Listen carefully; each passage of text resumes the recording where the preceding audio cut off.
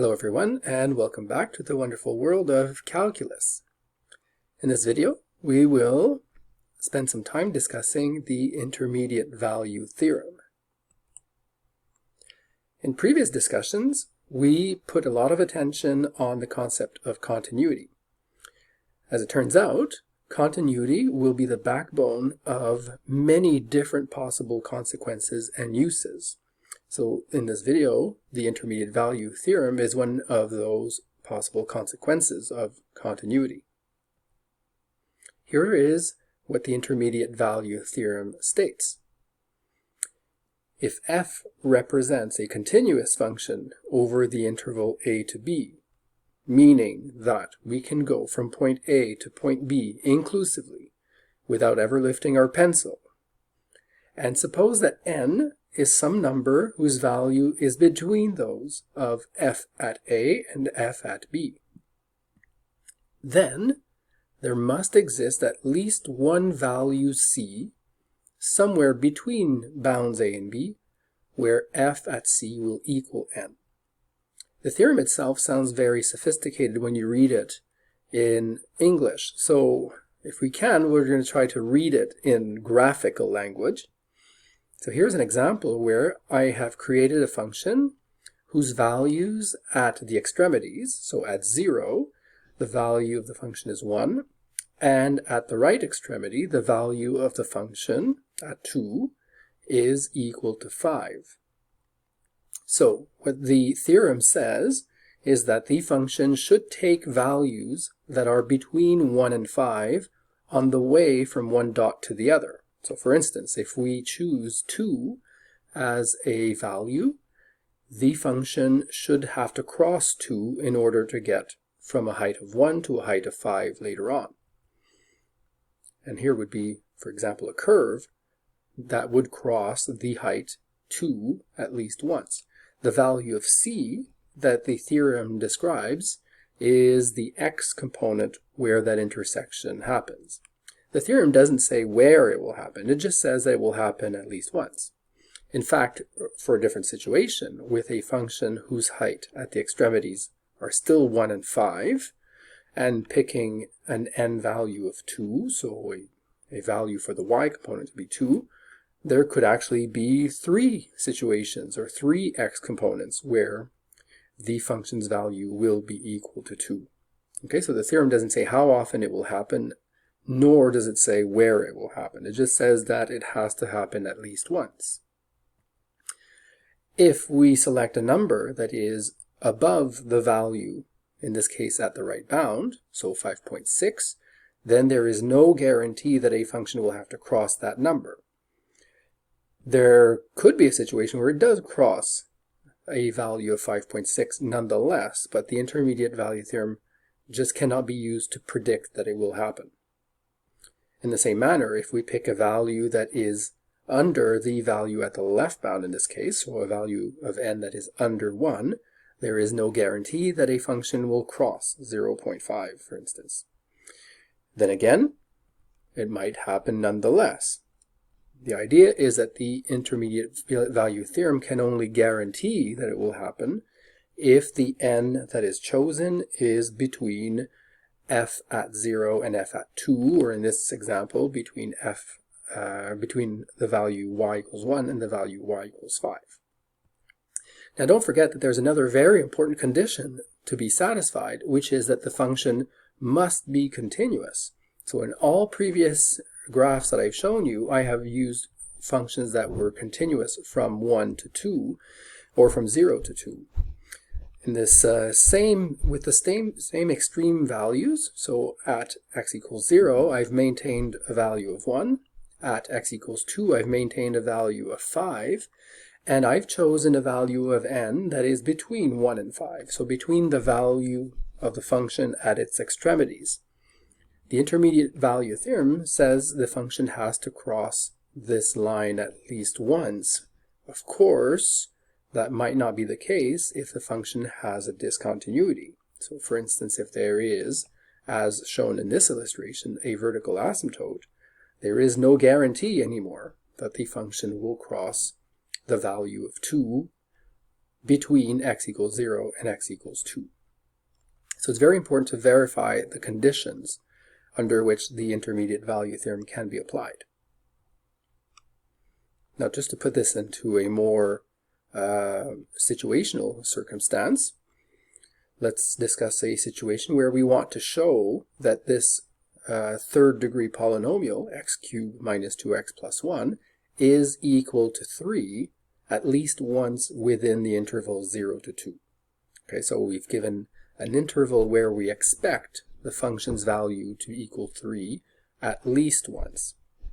So let's see, perhaps your first instinct would be to solve directly. So finding the value of x where the function's value is equal to 3 would mean perhaps regrouping all the terms on the left. So now you have a third degree polynomial. You'll notice very quickly that there is no possible grouping, and that even if you tried the factor theorem, the factors that you would guess, or the zeros you would potentially guess, would fail. So there is no easy way to factor this third degree polynomial.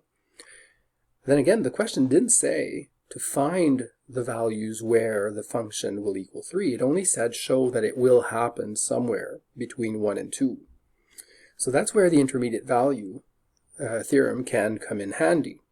So can we make use of it? Well, we have to verify that the conditions for the application of the intermediate value theorem are respected. First and foremost, the function x cubed minus 2x plus 1 is definitely continuous over all real numbers since it is a polynomial. It belongs to that category, or that list of category of functions that we declared as being continuous on their domain. And actually here the domain is all of the real numbers. So for sure this function will be continuous on the interval 0 to 2. Then furthermore, we have to check that we can establish the value of the function at the two bounds. So at the left bound 0, the function's value is 1. At the right bound, which was 2, the function's value is 5. Remember, we were trying to see if our function f of x could equal 3. 3 is definitely a number between 1 and 5. So here is what we have so far. We've got a function whose value at 0 is 1 and whose value at 2 is 5. We have set a value for this function to be equal to 3, and we have proven the function is continuous over the interval 0 to 2. So we don't have much choice but to cross this line. Therefore, the intermediate value theorem does predict there will be at least one number, which we denote by c usually, between 0 and 2, where the function's value will be 3. More specifically, here is the graph of the third degree polynomial that we are using in this example, and clearly it does cross at 3, in this case only once, at some value c, which seems to be around 1.8. Now keep in mind we don't always have a graph to help us, so that's why we're doing this algebraically. Here's a second example. It's actually a corollary to the intermediate value theorem, so basically a follow-up. In this one, we're going to try to show that f of x, 2 to the x plus root of x, and g of x equal 4 over x will intersect at least once within the interval 1 to 2. Okay, so that doesn't sound exactly like the intermediate value theorem, which discussed one single function taking on one specific value. But still, nonetheless, we'll see if we can use it. Okay, so again, we're looking to prove that these two functions will cross at least once. Once again, if you're tempted to solve the intersection by equating the two expressions, you're going to be stumped pretty quickly. There is no way to isolate x from this expression. Once more, the idea was not to show where the intersection happens, but only to prove that it does happen at least once between 1 and 2. So we're going to try to make use of the intermediate value theorem instead. And in order to do so, we're going to create a function, I'm going to call it h, but that's an arbitrary name, which is the difference between f of x and g of x. So basically it's the amount of space separating the two. So how far above f is compared to g. So that means h of x is 2 to the x plus root of x, that was the rule for f, minus 4 over x, which was the rule for g. And here's the idea we're going to use. If we can prove that h of x can be 0 within the interval 1 to 2, then it means that f and g are equal, because basically h is the difference between f and g, and we're hoping for h to be 0. So if we can prove that f of x are equal to one another, that would be a result of h of x being 0, somewhere between 1 and 2 again. Okay, so we're basically creating a single function that combines the difference of the two functions we started off with. Okay, so if we can prove that f and g are the same, then we'll have proven that 2 to the x plus root of x is equal to 4 over x, somewhere in the interval that we've prescribed. Now, the function we've created is continuous over the interval 1 to 2 inclusively, because 2 to the x is an exponential function and is therefore continuous on all real numbers, and therefore particularly on 1 to 2 as well. A square root function is not continuous on all real numbers, but it is continuous on all intervals that have values of x that are greater or equal to 0, which is its domain. And 1 to 2 is definitely abiding by this restriction. 4 over x is a rational function that is continuous on all intervals that do not contain 0. And once again, the interval 1 to 2 satisfies this restriction. So h of x is definitely continuous on the entire interval from 1 to 2. Furthermore, when we calculate h at 1, we will find that minus 1 is the outcome of the result. Now graphically, this means that f minus g is minus 1. Basically, f is 1 unit under g at the left bound. H of 2, when we calculate, is 2 plus root of 2, so roughly 3.4, which now means f is 3.4 units above g. So what we can conclude here is that 0, the value we are hoping h will take, is between the value of h at the left bound 1 and its value at the right bound 2.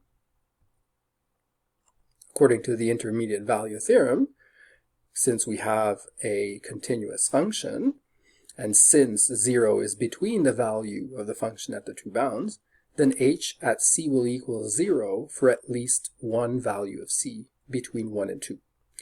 The bounds are excluded because we've noticed that at 1 and at 2, h of c is not yet 0. It'll happen somewhere in between. In other words, 2 to the c plus root of c minus 4 over c, which is how h is defined at c, will equal 0. And if you move 4 over c to the right, we have the equality we were trying to solve in the first place, which is that 2 to the power c, or 2 to the x, plus root of c, or root of x, will equal 4 over c, or 4 over x, for at least one point between 1 and 2.